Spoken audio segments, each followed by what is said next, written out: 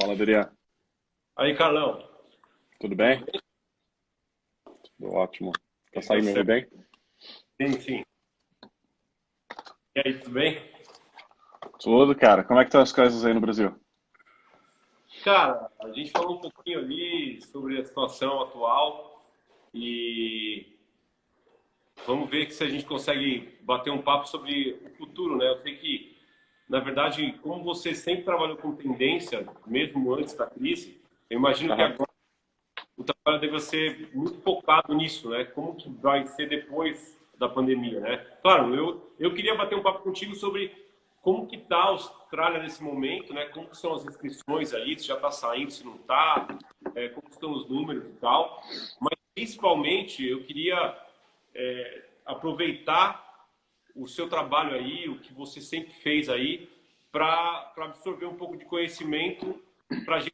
Quer dizer, o que fazer depois? Se a gente vinha numa onda de digitalização, de go online, não sei o que e tal, quer dizer, isso se acelera, todo mundo sabe disso. Entrega online, Amazon, essas coisas talvez. O que essas as Big Four ali estão imaginando com relação a esse futuro, né? Então, se eu pudesse Uhum. começar a falar um pouquinho da Austrália, dos números e da situação atual, eu agradeço. Depois eu vou falar também, aqui eu costumo fazer essa live um pouquinho depois do governador do estado aqui fazer a live dele, faz a live das 6 às 7, depois eu entro ao vivo com alguns colegas que eu tenho aí pelo mundo, para a gente justamente estabelecer essa diferença entre Santa Catarina e os outros lugares do mundo, enfim. E então é isso aí. Obrigado pela aceitação do convite aí. Não, é um prazer, cara. É um prazer vê-lo. Eu acho que o trabalho que está fazendo é fantástico, então é legal ver o pessoal tendo esse acesso à informação direta contigo. Fico feliz que você tá tendo essa política transparente também para o governo de Santa Catarina. Eu acho assim, como um catarinense, né, de coração, eu morei 28 anos da minha vida em Joinville. Uhum. Então, eu fico muito feliz em ver esse processo, né? Que vocês estão puxando essa transparência, essa comunicação direta. Acho que isso é parte, acho assim. E a razão que eu estou falando isso é porque eu vejo isso como parte dessa ponte que a gente tem que criar para o outro lado. Uhum. Pós, né? Pós-Covid-19. Eu Uhum. peço desculpa em antecipação se algum termo sair aqui meio que mesclado com o inglês, porque esse é um assunto que eu estou bastante acostumado a conversar no dia a dia, mas no contexto aqui da Austrália, né? Então vamos lá. O primeiro ponto, como que a Austrália está lidando com isso? A Austrália tomou, se a gente imaginar que a tratativa do Covid-19, e assim, tudo que eu estou falando aqui, eu não sou um médico especialista, né? Como você sabe, não é a minha área de atuação, minha área é Uhum. na parte de transformação digital e dados e análises e, como você falou ali, tendências na área tecnológica. Uhum. Mas analisando aqui o espectro de possibilidades que existe para a tratativa, tu tem um modelo da Suécia, digamos assim, que resolveu não fazer nenhum tipo de confinamento, nenhum tipo de quarentena até o momento, né? A Suécia manteve uma filosofia de modelo aberto para o tratamento do Covid, e teve modelos mais extremos, onde foi isolamento total, onde na província de Wuhan, né, que todos acompanharam da China, imagina no Brasil, que eles fizeram isolamento, inclusive com cadeado nas portas e tal. A Austrália, eu diria que ela tomou uma medida um pouco pró-liberal, ou seja, ela fez confinamento, então tem existido esse processo de agente do isolamento social. No entanto, o primeiro-ministro aqui da Austrália tomou uma medida bastante interessante que eu acho que foi muito sábia. Ele postergou ao máximo comunicações diretas ao mercado que anunciassem uma situação onde as pessoas vissem como obrigatória, por exemplo, a parada do trabalho, a parada de situações que realmente tem um contato menor, ou e não, desculpa, onde as situações de risco são menores. Ele atrasou o processo um pouco, entende? Então ele deixou aquilo ali correr um pouco mais. O objetivo dele, a filosofia, era preservar o maior número de empregos possíveis. E essa foi a filosofia que eles aplicaram. No entanto, chegou um momento que a Austrália estava à frente da curva, digamos assim. Aqui na Austrália tem que se falasse muito, provavelmente há 4 semanas atrás, falava-se muito do achatamento da curva, que eu imagino que no Brasil essa conversa também fosse relevante. A medida foi que, teve um momento que a Austrália teve um pico, e o pico da Austrália, eu imagino que foi um pouco diferente do Brasil, e foi um pouco à frente do Brasil, porque o relacionamento com a China é muito forte. A Austrália e China têm um relacionamento comercial extremamente dependente um do outro, né? Pela exportação da Austrália na China e o consumo que vem da China para a Austrália. Então, o que aconteceu a nossa contaminação inicial foi muito acelerada em virtude dessa transação internacional que ocorre entre os dois países. E a Austrália, então, começou a conter a questão das barreiras internacionais, das fronteiras, mas ali eu acho que foi a atitude onde eles levaram muito tempo. Ali eles foram um pouco agressivos demais, deveriam ser mais conservativos e conservadores, né? E fechadas as fronteiras mais rápido. Teria acelerado esse processo com a Austrália. Então, se agora a gente se a gente analisa o processo onde a gente está, de achatamento da curva, eu diria que a Austrália é provavelmente, eu não diria o primeiro país, talvez, mas um dos primeiros países que conseguiu conter. A gente já está no processo, acho que assim, eles são conservadores em admitir, no momento a observação geral é de que a gente conseguiu achatar a curva, tá? Ou seja, o nosso sistema de saúde consegue comportar os casos que estão acontecendo, e o número de mortes foi controlado radicalmente. Então, a filosofia que está sendo aplicada a partir do momento que a Austrália atingir o índice de, acho que abaixo de uma pessoa contaminando a próxima, né? Esse é o score que que o país está olhando. Então, a partir do momento que menos de uma pessoa é contaminada, que a taxa de crescimento do vírus, né, fica menos de 1, eu creio que o isolamento social vai ser drasticamente reduzido, e a tendência é que haja uma aceleração econômica ou uma menor desaceleração econômica. Tá? Sim, mas assim, ó, uma das coisas que eu vejo que acontece aqui, que falta de informação, e principalmente no Brasil como um todo, mas em países menos desenvolvidos, vamos dizer assim, é justamente assim, bom, o cara começa uma epidemia ou alguma coisa diferente no sistema de saúde, porque você vai comparar morte por acidente de carro ou morte por homicídio, essas coisas todas e tal, ou por dengue. Aqui no Brasil, em Joinville, teve um surto de dengue esses dias, e o problema do Covid é que é uma coisa nova, e aí você não tá acostumado com aquilo, né? Você não está preparado para aquilo, e principalmente para um pico daquilo, né? Uhum. O grande problema que eu vejo em muitos países, e aqui no Brasil também, talvez não tenha sido o problema da Austrália, isso que eu quero te perguntar, é a falta de informação, porque daí essa coisa de informação a gente vai falar um pouco depois sobre as empresas também, sobre esse novo momento e tudo mais. Imagina que quando existe esse tipo de problema, o sistema vai perguntar para os hospitais quantos leitos tem de UTI. Quer dizer, então, por que é tão necessário o lockdown? Para primeiro você entender qual é a sua situação. É claro, se você for pegar isso como um problema histórico, quer dizer, ninguém sabia disso antes? Não, ninguém sabia disso antes. E não é porque é esse governo que não sabe disso antes, não é porque é o Brasil. Mas os países normalmente não usam um software, por exemplo, um sistema inteligente de informação que diz, bom, a gente tem aqui exatamente UTI para criança, então para cada 10 crianças tem 0,5 UTI, por exemplo. Sei lá, a gente não tem esse tipo de... E isso é uma das coisas no poder público que eu vejo que vai mudar muito daqui para frente. Né? Todo investimento ele vai ser... Por exemplo, aqui em Santa Catarina a gente está usando de inteligência de dados para tomar todas as decisões. Mas que dados? Dados que começaram a ser imputados dentro de um sistema no começo da pandemia, porque antes eles não existiam. Você imagina, teve que pegar o número de UTI, o número de quartos, o número de respiradores, aí o número de pessoas que estão no grupo de risco, daí tudo isso junto durante o lockdown. Agora sim, por que é a hora de começar a liberar um pouco das dados? Porque a gente já está unindo essas informações. A gente tem um caso aqui, Carlão, em Manaus, por exemplo, que o Arthur Vigílio, que é o prefeito de Manaus, hoje até chorou na televisão porque eles atrasaram muito o lockdown sem nenhuma informação. Imagina que se a gente aqui no Sudeste não tem, o Brasil é favorecido nessa área, que a gente sabe disso, infelizmente, mas naquela região norte, nordeste do Brasil, a informação aí é pior ainda. E aí, nesse caso, o sistema entrou em colapso, ele já fala em gente morrendo em casa, muita gente morrendo em casa já de Covid, sem nem saber que tinha o problema. Então, a partir daí, a partir da quantidade de informação, vem também, bom, então tá, então você tem a informação, depois você vai começar a testar, que é outro problema que a gente tem, né, de não ter informação, depois de não ter o teste, né? O teste, por exemplo, nos Estados Unidos você vê que tem um número de casos muito grande, mas tem um número de testes muito grande.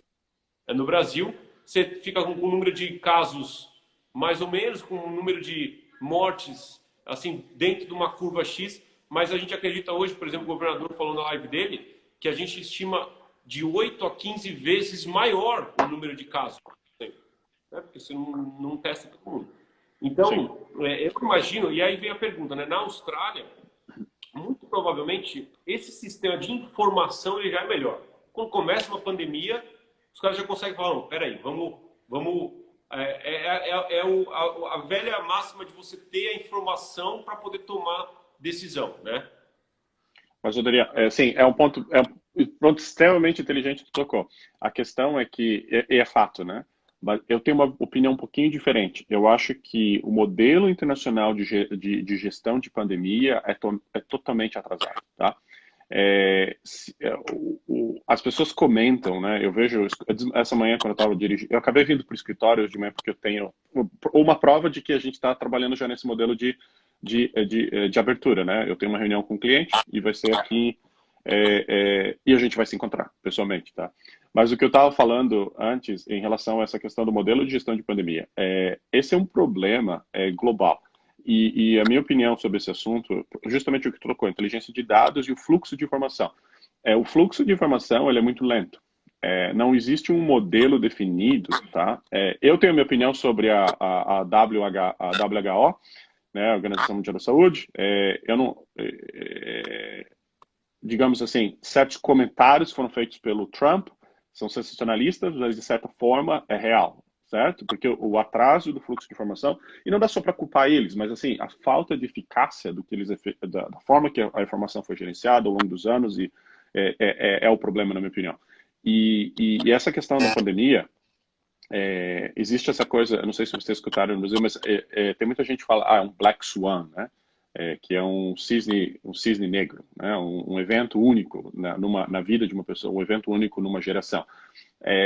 Eu acho que isso é errado, é equivocado essa visão de que é um evento único. Aconteceu de ser um evento único na nossa geração, a gente não viu uma guerra, a gente não viu coisas desse modelo. No entanto, essa é uma questão que é um barril de pólvora. Assim como o Covid, vai ter uma série de outros tipos de coronavírus e outros possíveis vírus que, se o modelo de gestão de informação e de fluxo de informação e de ação para contenção de pandemia não mudar a partir de agora, o que eu acredito que vai mudar, a gente está sendo forçado a isso, isso vai continuar acontecendo. Então, essa análise que tu comentou, por exemplo, do número de ventiladores o número de UTIs por criança, o número de UTIs por pessoa de grupo de risco, até aqui na Austrália, que é um país desenvolvido, essa informação não tinha. Essa informação teve que ser trabalhada no evento da crise, tá? Durante a crise, durante a pandemia. E eu posso te falar abertamente, porque inclusive, eu faço parte de um projeto com o governo de New South Wales, que é o governo da região do estado de Sydney, que é uma das cidades mais famosas aqui do país, e a gente fez um trabalho com o Departamento da Educação em New South Wales para ajudá-los ao tipo de problema que a gente estava tentando resolver. As escolas, eu não sei qual é o modelo de Santa Catarina, mas as escolas públicas no governo do New South Wales e qualquer estado aqui, elas estavam se planejando para como é que elas poderiam fazer a entrega do estudo, né, a entrega do conteúdo de um modelo digital. Nenhuma escola está preparada. Isso começa por aí, nenhuma estava preparada. E coisas básicas, por exemplo, vamos lá, coisas básicas assim, eu sei o número de alunos que não têm internet em casa? Não, eu não sei. Eu sei o número de alunos que não têm computador em casa? Não, eu não sei. Eu sei o número de famílias que são famílias abaixo da linha de pobreza, ou que vão ter mais crianças na casa, ou seja, a criança não tem um ambiente de estudo apropriado, pais desempregados, violência doméstica, uma série de outros fatores que essa informação não existe, certo? Ou ela, se ela existe, ela está distribuída através de vários departamentos. Então, eu tenho lá o departamento que cuida da criança, o ministério, o equivalente, né? Então, essa informação está totalmente dessegregada, não existe fluxo. Esse é o problema que eu estou comentando. Para mim, o problema fundamental é o fluxo da informação e, claro, a infraestrutura de coletar de dados que está embaixo disso. Uma coisa que a gente tem que afirmar é que, assim, apesar de todas as mudanças comportamentais e econômicas que vão haver daqui para frente, uma vai acontecer, e eu falo isso para os amigos e para mim também, para eu ficar conhecedor disso, né? Eu acho que vai mudar. Então, pelo que você está falando, a Austrália, e aí você pega os Estados Unidos também, talvez eles não tenham tanta informação quanto a gente acha que eles têm também. Uma coisa que vai mudar muito... Estados Unidos é totalmente para trás, totalmente atrasado. Então vai ser assim, essa questão de gestão pública, de uma vez por todas, ela colapsou não em função da pandemia só, porque ela já vinha lenta, ela já vinha demorada, a informação já ainda era, sei lá, existia um carimbo, um papel, dependia de uma pessoa e tudo mais, muito diferente do que as grandes empresas usam de compliance e de assinatura virtual, já, enfim. A gente está fazendo bastante iniciativa aqui em Santa Catarina de ter o governo virtual e tal, de sem papel, governo sem papel, mas, enfim, isso é uma coisa. Outra coisa é você ter as informações na sua mão para você tomar a decisão. Então, isso é, sem dúvida, uma das coisas que vai mudar bastante daqui para frente, né? Eu acredito que a filosofia de transformação digital, ela tem que ser acelerada. O que acontece é o seguinte, hoje, tá, a maioria o governo, claro, o governo ele é o cartão postal, né, onde é o primeiro ponto que a gente vê, porque é onde o cidadão tem esse relacionamento com o governo, e então ele enxerga muito isso no dia a dia, né? O modelo da burocracia, o quanto que aquilo afeta eu como cidadão e as minhas atividades cívicas no dia a dia. O problema maior é que a transformação digital tem sido atrasada em todas as esferas, na esfera pública, privada, porque todo mundo acreditava que não é necessário, tem uma geração, então tem a geração né, os baby boomers, o pessoal que veio ali até o 1980, que ainda está ativo na economia, e muitos têm um modelo de negócio que é um modelo atrasado. E nesse ponto de vista, eu sou extremamente radical. Eu acho que é um pouco de darwinismo que está acontecendo, entende? Vai ser o modelo e eu não sou um darwinista, tá? Mas o modelo darwinista, na verdade, é o quê? É a sobrevivência do fittest, né? Do mais adequado ao ambiente. E quem é o mais adequado ao ambiente no momento atual? Aqueles que já nasceram digitalmente ou então que se transformaram digitalmente. Esses negócios, eles estão prósperos no momento, embora a epidemia vai atacar todas as cadeias de fornecimento. Eu vejo isso como um fato. A gente vai ver um declínio, vai acontecer uma redução drástica, na minha opinião, da geração do produto interno em todos os países. Isso é um fato. Só que aqueles que têm uma cadeia de fornecimento já com um modelo digitalizado, ou como um novo modelo de negócio que já transformaram o modelo digital através do quê? Através de uso de dados, fluxo de informação é acelerado, a remoção da burocracia desnecessária, a transparência na tomada de decisão e a decisão ética também. Acho que isso vai entrar em voga.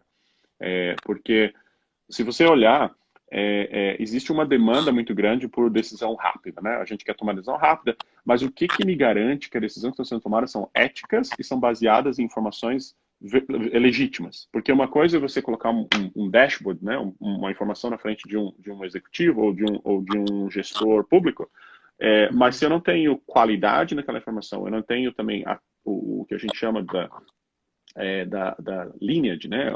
A rastreabilidade de onde aquela informação, como foi coletada, aquilo ali é tão irrelevante como eu fazer um dedo no ar e escolher o melhor caminho. Então, assim, a minha opinião nesse assunto é que a transformação digital precisa ser acelerada em todas as esferas. Todas as esferas, né? Eu vi exemplos... Essa ponte que eu queria... Porque, assim, aparentemente, uma das coisas que vai mudar radicalmente, quando você fala assim, ó, transformação digital, você fala coleta de informação, confiabilidade da informação, transparência, e aí a gente fala de governos, de empresas, aí você começa a pensar né, global, de forma global, como que vai acontecer tudo isso. E aí você também cita muito cadeia de fornecimento, né? Isso é a principal transformação, talvez, certo? A menor quantidade de movimentação de pessoas no mundo, ou seja, você vê, eu estava falando com um amigo de Portugal, a TAP fazia 700 voos por dia, naquele dia ela fez 5. Então, imagina, nos Estados Unidos está um problema onde os caras param o estacionamento de avião. Né? Imagina que os caras compraram isso financiado, então o banco vai perder, óbvio, o fornecedor vai perder, o fornecedor do fornecedor, então nem fala. É uma cadeia que a gente sabe que ela é muito importante no mundo, mas que isso vai mudar muito, né? O tráfego de pessoas e vai aumentar o tráfego de informações e de produtos, né? E quem não estiver preparado para isso vai estar muito atrasado nesse novo momento. E tirando isso também, essa movimentação, esse fluxo de informação e de pessoas e de produtos no mundo, o que mais as Big Four estão focando no pós-crise aí? Fala pra gente. Aham. Então, talvez só para um contexto para os teus seguidores, eu não sei se você comentou com eles, né? O trabalho onde que eu atuo e o que que é uma Big Four, né? Talvez contextualmente. Então, Não, fala um pouquinho, nem todo mundo sabe. Então, é o seguinte, eu trabalho para a Deloitte, eu sou um sócio na Deloitte, Austrália, e a Deloitte faz parte de um grupo chamado, não faz parte, né? Existe um grupo chamado Big Four, que são as 4 maiores empresas de serviços profissionais do mundo. Então, é a Deloitte, é a PricewaterhouseCoopers, a KPMG e a Ernst Young. Essas empresas, a gente tem, digamos assim, o privilégio, eu vejo que a gente tem uma situação privilegiada, então a gente precisa ser responsável. A gente dita muito, de certa forma, a tendência, porque a gente está exposto a todos os níveis sociais, digamos assim, né? A gente está muito envolvido no modelo público, muito envolvido na esfera privada, e a Deloitte lidera, tem a prática, né? Um grupo, a prática de Access, a Deloitte Access Economics, que é uma das maiores, se não a maior, em termos de confiabilidade de informação na relação econômica. Isso é só para dar um contexto. Então, voltando ali ao teu ponto em relação o que é a Big Four, o que a gente tem visto, o que a gente acredita que é essa ponte para o outro lado, né? Foi criado muito hype, né? Me fugiu a palavra ali, mas em relação à transformação digital, né? Tem muito jargão e pouca execução. Essa é uma das primeiras coisas que a gente viu. Existe muita gente colocando, renovando terminologia que era executada nos anos 90, nos anos 2000, e renovando essa terminologia, mas continuando a mesma prática, a mesmo tipo de execução. No fim das contas, não é um novo modelo de negócio. Ou seja, essa questão que você citou ali da cadeia de fornecimento, né? Só rapidinho, fazer uma analogia histórica. Se a gripe espanhola ou a peste negra com o mesmo poder, digamos assim, e com o nosso sistema imunológico fosse o equivalente da época, devastaria o planeta hoje em dia, né? Porque a gente não tem... Por que elas foram contidas de certa forma, tá? Porque naquela época a transmissão, exatamente o que você falou, o movimento, né, a mobilidade global era muito limitada, ou seja, demorava muito mais tempo para um vírus, para uma pandemia se multiplicar. No modelo atual, eu concordo muito com o que você falou, a questão da cadeia de fornecimento ela vai ter que ser simplificada. No entanto, tá, eu não acredito, por exemplo, eu adoto mais a escola, eu não acredito que o modelo de globalização vai ser destituído. Eu não acredito de forma alguma que a globalização... o que eu acredito é que nesse modelo de globalização, você vai ter que ter muito mais controle no processo, né, que o teu produto passa, e muito mais controle na tua total cadeia de fornecimento, muito mais envolvimento com a tua cadeia de fornecimento, certo? E redundâncias, né, que sejam mais satisfatórias da condição atual, muito mais redundâncias que existe atualmente. E a redundância pode ser em modelos digitalizados, certo? Então, assim, a gente não viu ainda uma explosão de tecnologias como 3D printing, ainda não existiu a explosão de tecnologias como a inteligência artificial, por exemplo, em áreas, ou às vezes até soluções simples, que eu te dou um exemplo prático. restaurantes, né? Eu não sei como aconteceu no Brasil, mas aqui restaurantes foram fechados. Eles só podem fazer takeaway, ou seja, só delivery, né? Para entrega. E um restaurante, ele, ele praticamente em questão de 2 ou 3 dias, porque eles tinham toda uma plataforma digital que eles se integravam com os clientes deles, em 2 ou 3 dias, o que eles criaram um modelo 100% digital, onde as pessoas interagem, similar com o Instagram, eles montam as receitas que as pessoas gostavam de ir naquele restaurante comprar e consumir no restaurante. Eles preparam os prepackaged, né, aqueles produtos, as pessoas que gostam daquele compram os produtos, e aí, como a gente está fazendo agora, fazem receita num grupo coletivo. Então, todo o pessoal que comprou naquele dia faz a janta junto, só eles criaram uma comunidade. Mas a plataforma já estava estabelecida. E eu estava vendo os dados, eles, na verdade, tiveram o recorde de faturamento na última semana. Os 2 dias de toda a história do restaurante de maior faturamento. Ao contrário da maioria dos restaurantes que estão demitindo, esses estão contratando. Então, o que a gente tem visto é o seguinte... Tem um exemplo aí, um nome aí para a gente saber do que a gente está falando, desses restaurantes aí? Eu posto ali depois. É um restaurante de Melbourne, e depois eu posto ali. Porque eu achei muito legal a ideia. Na verdade, a comunidade estava estabelecida, eles colocaram o modelo em prática, né? Então, assim, a gente tem visto que tem existido movimentos inovadores, tá, para essa plataforma. Mas, assim, um ponto de partida existe muita preocupação no momento da incerteza do futuro. Então, mesmo numa era pós-Covid, né, eu acho que esse é o medo que muitas pessoas têm. Vamos supor que eu sobrevivo essa fase agora, economicamente existe uma tendência de que as famílias vão ficar mais endividadas, a gente sabe disso. E tem muita gente que não tem um balance sheet, né, um patrimônio, uma posição financeira para suportar todo esse processo. Então, assim, a minha opinião é que, voltando para a ponte ali, né, tem duas coisas que precisam acontecer. Aliás, 3 coisas. Uma questão é o próprio modelo de negócio ser revisitado e modelos que deveriam já estar extintos, serem extintos, radicalizados, e modelo digital, mas tem outras 2 plataformas. Uma é a questão monetária. Eu acho que, assim, a facilitação da política monetária tem que ser facilitada, e a questão fiscal. A Austrália teve uma situação privilegiada porque ela foi extremamente diligente nos últimos 15 anos fiscalmente. Então, o que aconteceu? Assim que a pandemia se instituiu, a Austrália foi, eu diria, um dos primeiros países que eu vi no mundo a ativarem um programa chamado Job Keeper. Tá? O que o Job Keeper é? O Job Keeper é um programa que o governo instituiu, que o governo vai pagar praticamente o salário das pessoas por, se eu não me engano, são 4 ou 5 meses. Tá? Mas por que é possível isso? Porque o governo teve uma política fiscal extremamente efetiva. Então, essa parte fiscal é essencial que o Brasil precisa executar, na minha opinião. E eu sei que o Estado não tem tanto controle sobre isso, mas, de certa forma, tem com algumas medidas. Mas eu acho assim, o muito importante, preservação dos empregos, o máximo possível, porque a retomada econômica, do outro lado, vai ser mais acelerada.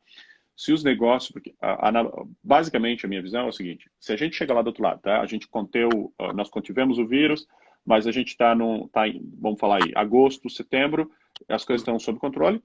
A retomada econômica vai levar muito mais tempo se todos os business, todos os negócios precisarem recontratar, ativar novamente as cadeias de fornecimento. Todo esse processo leva tempo, vai levar no mínimo uns outros 6 meses, né?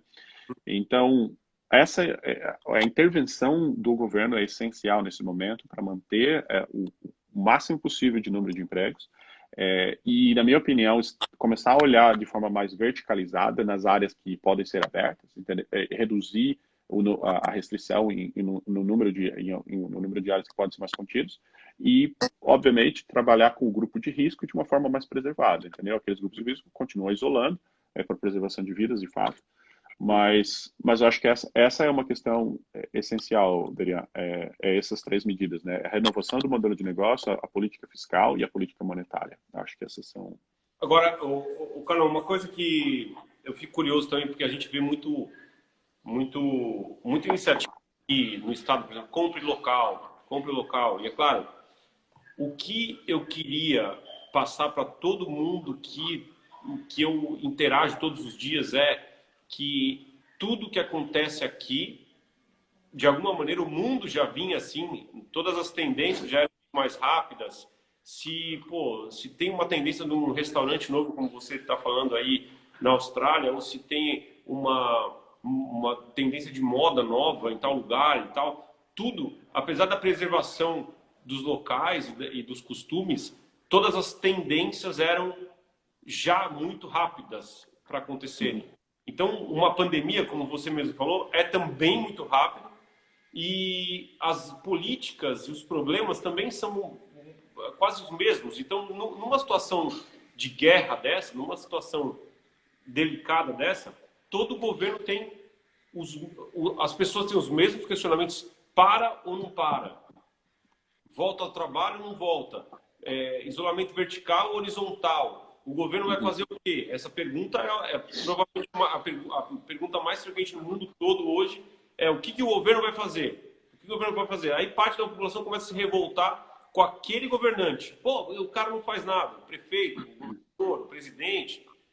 E eu estou tentando ressaltar para todo mundo que em todos os lugares do mundo a situação é exatamente a mesma.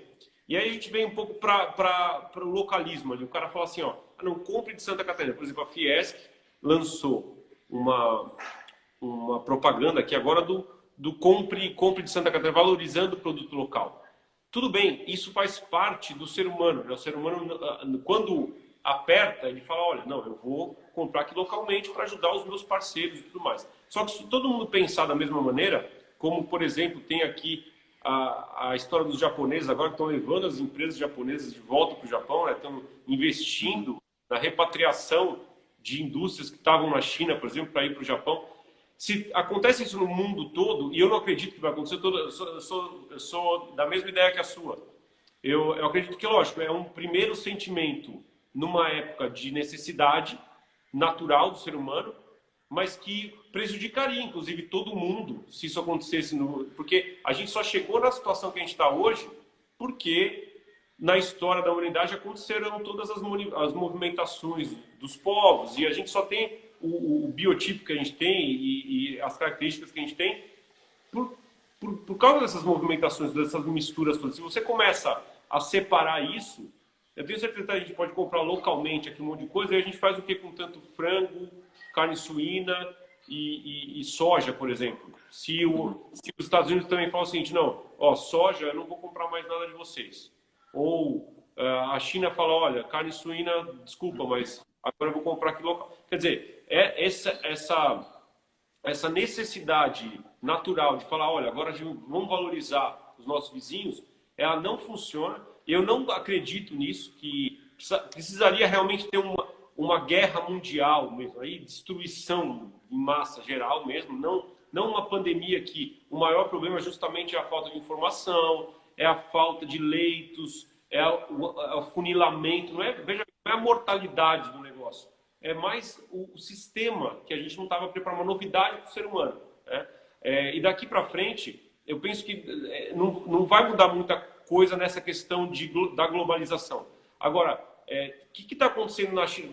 Por exemplo, o consumo voltou na China, abriram os shoppings, não sei o quê, e apesar do que a gente acha que poderia acontecer, teve movimentação recorde de vendas, certo? Por exemplo. Então, o que você acha disso, assim, dessa questão da recuperação? É isso que eu acho que está todo mundo interessado, sabe? Quer dizer, como que vai ser, cara? Ninguém sabe direito. Uhum. Primeiramente, eu não acredito, como você falou ali, o meu comentário sobre essa questão da socialização da economia, né, de certa forma, a comunitização, não sei nem se essa palavra existe, mas que compra local e tudo. Eu vejo valor no curto prazo e como uma medida muito mais na questão ético-social do que econômica, tá?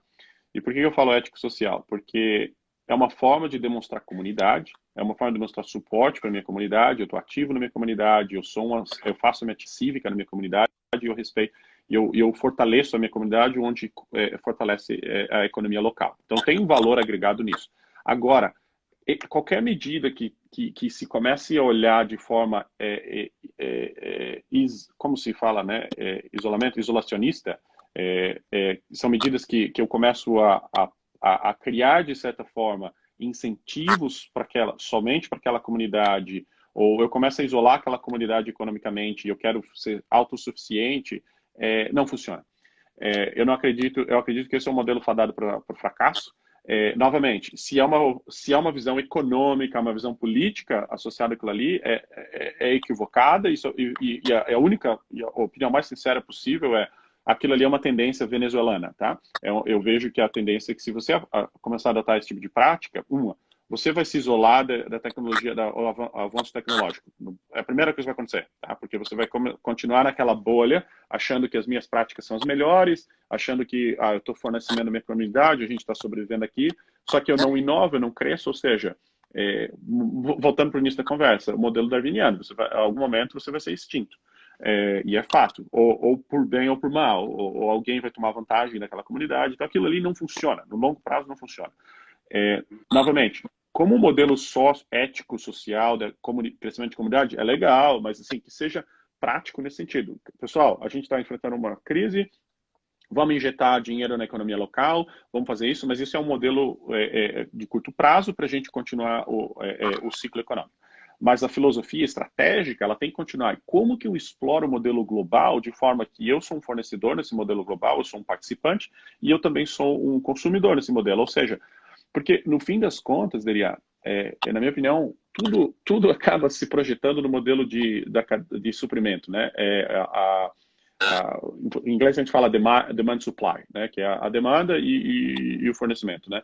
Então, no fim das contas, quando chegar um momento que a gente passar por essa crise e a gente olhar para trás e daqui 2 anos ou 3 anos, o que vai direcionar? Custos vão começar a direcionar novamente, tecnologia vai começar a direcionar novamente e tudo isso vai acelerar. Então, o passado da epidemia começa a ficar para trás e as pessoas começam a acelerar de volta para a questão monetária, como é que eu avanço e prospero como um negócio, como um governo.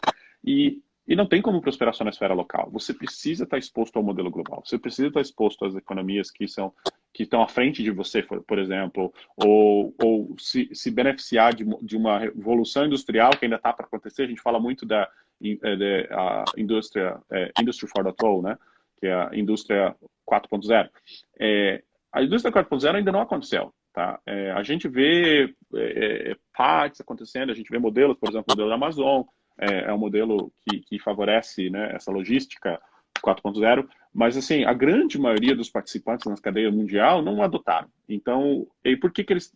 e, novamente, a epidemia está demonstrando isso, está mostrando que o modelo, ao invés de estar alavancando mais essa questão da globalização e as formas, né, de atuar no modelo global de forma mais digitalizada, mais o fluxo de informação mais efetivo, por que isso... A minha opinião sincera nesse assunto é que eu acho que eles estão tomando a medida errada, estão sendo reativos, aqueles que estão repatriando indústrias estão sendo extremamente reativos. Eu vejo valor na repatriação quando você está fazendo repatriação de um modelo novo. Vamos supor assim, vamos supor que eu tenho um modelo de negócio que é extremamente dependente apenas em mão de obra, certo? E eu não beneficio da tecnologia existente, eu não beneficio da informação existente, e essa é a minha, e eu estou simplesmente repatriando nos mesmos termos. Eu acho que é totalmente inútil e é fadado a fracasso. No entanto, se eu revoluciono o meu negócio e eu repatrio parte do meu negócio numa intenção de, na verdade, trabalhar num modelo for the toll, né, num modelo que levanta as tecnologias atuais, integra a informação, aí é possível que exista um benefício, eu diria assim.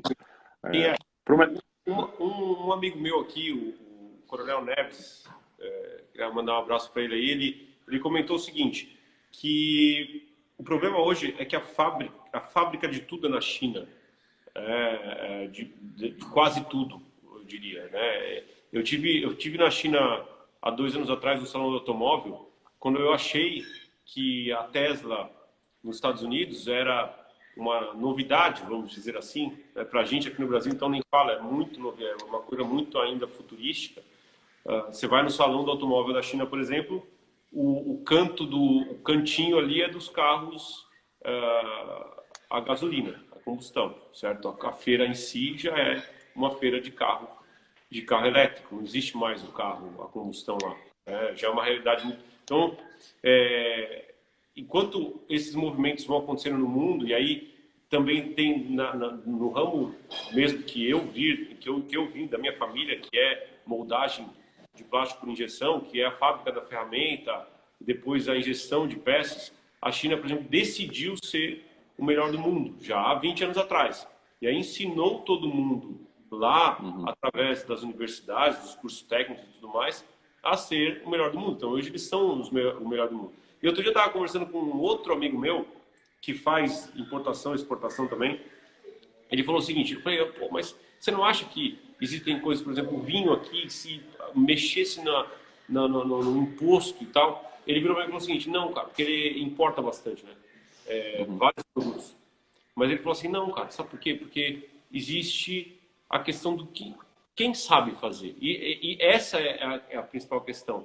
Será que quem sabe fazer e quem faz há muito tempo já chega na frente de qualquer coisa? Não adianta você tomar uma decisão hoje de querer fazer uma coisa que a China faz bem feito hoje. Então, essa questão de mentalidade de exportação de commodity, importação de produto manufaturado, de produto com valor agregado, é uma questão histórica do Brasil, por exemplo, que é natural de países não tão desenvolvidos e que tem que mudar num longo prazo. No curto prazo, você tem dois problemas. O problema de que você não sabe fazer e o problema que é um trading. Você exporta também. Eles compram o seu... Cara, isso remonta a milhares de anos atrás, né? A gente tem o grão, a gente tem a galinha, tem o porco, tem a carne suína, e os caras têm o respirador, os caras têm o avião, os caras têm... Então, olha só que loucura, né? E talvez seja bom para países que não são tão desenvolvidos essa fase de pensar, bom, peraí, vamos então investir em educação, em alguma coisa que a gente possa ser muito bom no mundo também, e aí a gente passa, num longo prazo, a não depender tanto desses países que hoje são os produtores de tecnologia e tudo mais, né? E Carlão, assim, ó, pra gente ir finalizando aqui, você falou assim, ó, eu ia te perguntar isso, essa pergunta era a final, eu estava preparado já. Você falou de indústria 4.0 e normalmente são as Big Four ali, as reuniões dos caras, que é quase que uma reunião lá do Vaticano, assim, de decisões globais. Davos, né? Davos, né? Davos e tal. Mas qual que é a frase, assim, daqui? Quer dizer, você já teve globalização, que era um negócio, uau, né? Que ficou marcado aí. Indústria 4.0, pô, legal. Compliance, um pouquinho de tempo atrás. Agora o mundo tem que ir tal. O que você vê que está sendo preparado agora como mote, assim, da liderança mundial de indústria e de serviços e tudo mais para buscar? O que é? Porque muita gente pensa que assim, ó, digitalização, legal. Só que tem uma parte humana também que você citou várias vezes já, de transparência, de integridade, de olhar pelo próximo, né? Porque talvez a gente tenha esquecido disso também por muito tempo. O que você acha, então, que é assim a direção para o futuro? Olha, essa é uma pergunta uma pergunta excelente, né? Muito difícil de ser respondida com sabedoria, eu diria. E a razão que eu digo isso é porque até se você me perguntasse, se você fizesse essa pergunta 2 meses atrás, tá? Numa era pré-Covid, eu te diria que ainda o mote seria um pouco menos a frase em si, qual é o slogan, mas mais execução daquilo que tem sido pregado, tá? Ou seja, execução da indústria 4.0 e das tecnologias que estão envoltas naquilo. Então, assim, se a gente voltasse, eu vou responder a pergunta numa era pós-Covid também, na minha opinião, mas numa era pré-Covid, definitivamente, era a maior ativação da questão educacional, mais entendimento do que essas tecnologias podem causar. Por exemplo, você citou, praticamente falando, né, de forma prática, pega o Santa Catarina, um dos maiores produtores de frango do mundo, se não é o maior, né, exportador. Por que a gente não está investindo em tecnologia alimentar, por exemplo? Se a gente tem o entendimento da produção de frango, por exemplo, por que que a gente não poderia ser, Santa Catarina poderia ser um dos maiores, ou o ponto focal do mundo em tecnologia alimentar? Eu entendo tudo sobre tecnologia alimentar, eu entendo sobre fornecimento, eu entendo sobre blockchain, como que eu posso rastrear, se eu sou um halal, por exemplo, lá no Iraque, se eu só como comida halal, ou se eu sou kosher em Israel, e eu consigo ter a rastreabilidade total daquele alimento através da blockchain, e com o meu app aqui, com o meu celular, eu consigo saber de onde aquele frango veio. É um exemplo bobo, mas prático, tá? Por que que a gente não é não só o fornecedor de frango, mas é o fornecedor de toda aquela tecnologia da cadeia alimentar? E se torna esse modelo no mundo, entendeu? Propaga esse modelo. Como que eu controlo epidemias, por exemplo? Por que que o Brasil não pode ser o primeiro a ser, ei, olha como é a nossa qualidade alimentar, como as nossas regras são aplicadas, como que a gente evita a contaminação entre animal e ser humano. Então, tem formas, para mim, tem coisas práticas que o Brasil poderia estar adotando agora para se tornar o melhor.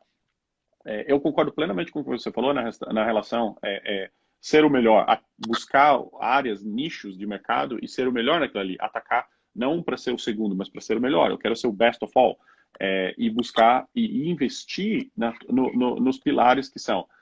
Novamente, eu acho, e aí eu começo a responder a tua pergunta na questão, o que que eu Sim. vejo que é o futuro, tá? A gente fez uma pesquisa, tá? Antes, foi ano passado, a gente fez uma pesquisa, o que que é o future of work, o que é o futuro do trabalho. Eu, particularmente, tinha preocupação também com aquilo. Eu pensava, pô, mas o que é o futuro? Como é que a gente vai trabalhar? A gente vai precisar de mão de obra, as pessoas a gente vai precisar do mesmo volume de pessoas, os robôs vão automatizar tudo, a inteligência artificial vai consumir todos os recursos. Tá? Tem muitas escolas de pensamento. Então, existe uma visão apocalíptica do mundo, que é aqueles que acreditam numa Neuralink, né? Ou numa questão onde, em algum momento no futuro, nossos cérebros estarão conectados, a inteligência artificial vai assumir o que a gente chama de AGI, né? Artificial General Intelligence, ou seja, que ela vai ter mais poder que o ser humano, e então o ser humano vai se tornar um escravo daquela tecnologia, e é um modelo mais Terminador do Futuro 2, né? De 1992. Existe essa visão Skynet do mundo. Ah, é, eu não acredito de forma alguma nessa visão, tá? Não acredito de forma alguma. Primeiro porque quem decidiu de que o ser humano é o modelo de inteligência que AI, né, que a inteligência artificial tem que se aspirar, que vai ser inspirada. Não é necessariamente, porque a gente não tem domínio hoje em dia qualquer. A tecnologia de neurociência é nova, então existe assim, a gente não tem entendimento do cérebro.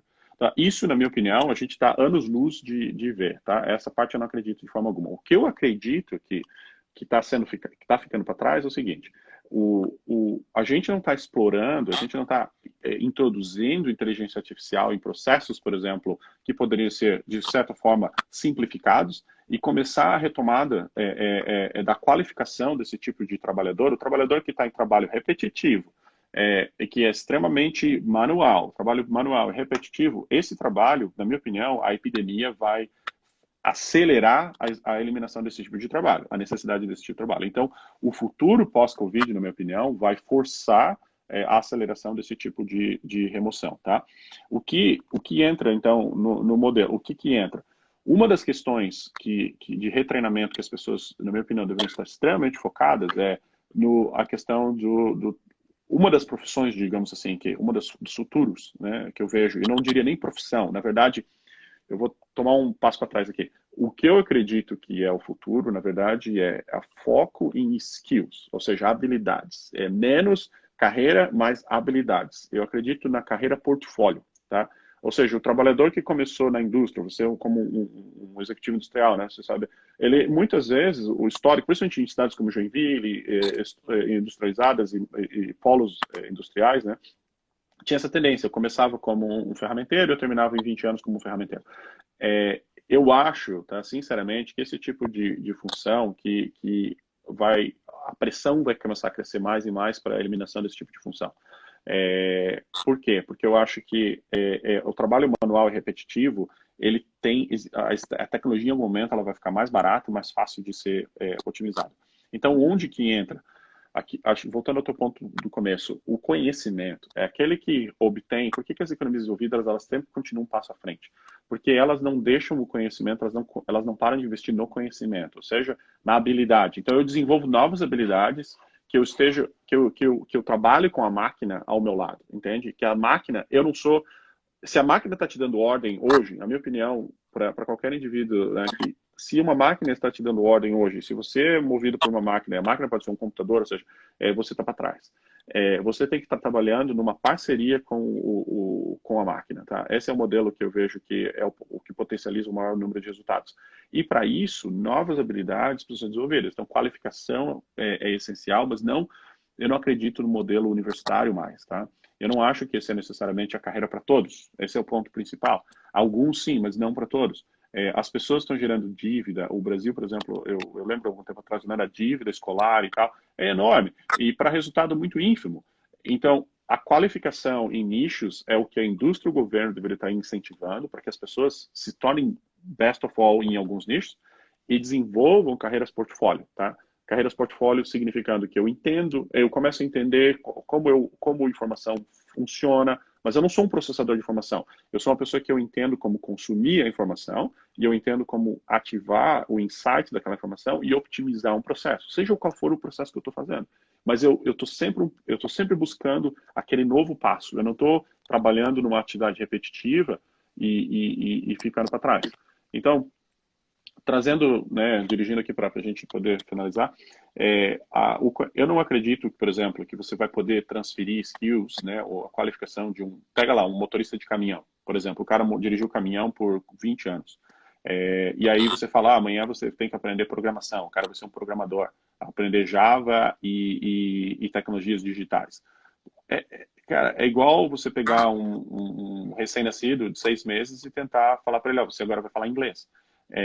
Sendo que você mora no Brasil e ele só sabe falar mama e papa. É impossível. Então, você precisa... A intervenção tem que ser no nível... Você tem que encontrar a pessoa no ponto de necessidade. Qual é o ponto de necessidade?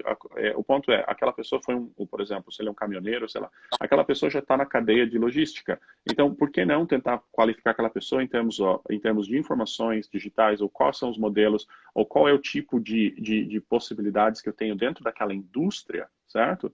Que aquela pessoa pode ter mobilidade lateral. E isso é trabalhar com a pessoa, de certa forma, para entender, por exemplo, você comentou da Tesla. Por que não começar a incentivar essas pessoas a entenderem como funciona o funcionamento de tecnologias elétricas, talvez autônomas, e essas pessoas, como elas têm conhecimento, elas podem começar a utilizar esse tipo de tecnologia de uma forma prototipal, né, no começo, mas para começar a interagir com aquilo, e aquilo começa a se tornar mais natural no cotidiano, tá? É essa intervenção que precisa ser feita de forma mais acelerada. Você citou o motorista de caminhão aí, e é interessante, né? Como, por exemplo, o motorista do caminhão, ele não precisava saber montar o caminhão, ele dirige o caminhão. Assim como ele também não precisa saber programar. Ele precisa, de repente, saber em qual rol dele é mais adequado para ele ali dentro do mundo digital. O que a gente chama, Dorian, a gente chama de digital literacy, tá? Ou seja, eu tenho que ser, ser alfabetizado digitalmente. E tem coisas muito práticas para serem feitas, entendeu? Coisas simples e práticas, que é, por exemplo, talvez incentivo fiscal para que essas pessoas possam ter um tablet, tá? um iPad, por exemplo. E dentro daquilo ali, não para eu ficar jogando Candy Crush, mas para aquela pessoa poder ter um programa de qualificação através daquilo ali, que já é digitalizado, e a pessoa começa a aprender, e não fazer um passo assim, eu saio de motor de caminhão para programador Java. Não, eu entendo a minha indústria, eu começo a entender a logística, começo a entender um pouco mais da cadeia que eu participo, e aí começa a me dar uma mobilidade lateral, certo? E aquilo começa a expandir. É essa a alfabetização digital. Só para a gente finalizar aqui, eu fiquei feliz da gente ter conversado. Aliás, a gente conversou ao vivo hoje, mas a gente conversa bastante nos últimos 10, 15 anos, aí mesmo a gente tem se visto pouco, né? A gente tem trocado bastante ideia de negócio e tal, isso é muito importante para mim.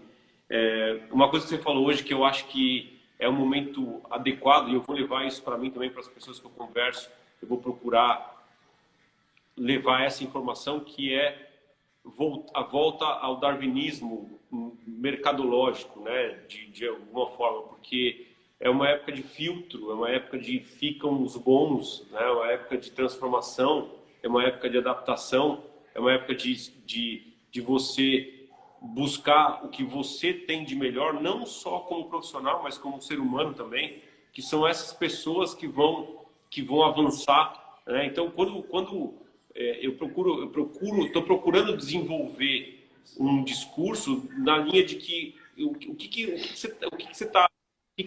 que vem pela frente, cara, se preocupa contigo pela frente, que com certeza tudo vai ser bom para ti e para quem está ao seu redor também. Se você ficar pensando, mas como vai ser o mundo lá na frente, sem olhar para dentro de você, sem olhar para quais são os seus skills, o que você pode oferecer para a sua comunidade, o que você pode oferecer dentro da empresa que você trabalha, o que você pode oferecer para o mercado, como você pode convencer que você é melhor que o outro. Isso eu estou falando em termos de pessoas, de empresas, de países, de estados, de cidades, de tudo que a gente considerar que precisa buscar um diferencial e hoje está preocupado com o futuro. Então, eu penso que essa questão do darwinismo é importante a gente pensar e aí pensar, tá bom, daqui para frente, o que a gente vai fazer para sermos melhor depois da pandemia, né? Derian, eu acho assim, nesse ponto, cara, é uma visão um pouco mais filosófica, mas é que eu busco muito.